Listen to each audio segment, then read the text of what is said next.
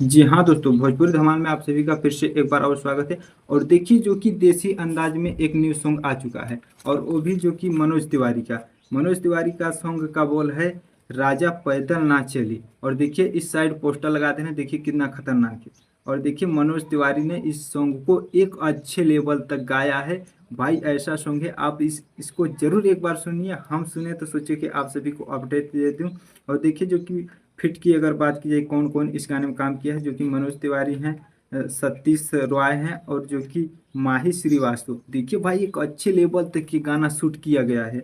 और जो कि इस गाने की अगर म्यूजिक डायरेक्टर की बात कीजिए, जो कि मधुकर आनंद हैं, और जो कि भाई लिरिक्स संदीप साजन दिए हैं। भाई जो संदीप साजन सॉन्ग की लिरिक्स देते हैं वो एक अच्छे लेवल तक जाता है सॉन्ग। और जो कि कोरियोग्राफर की अगर बात की जाए तो जो कि रौनक राठौर हैं, और भाई डीओपी जो कि वंजीत आर्ट हैं भाई।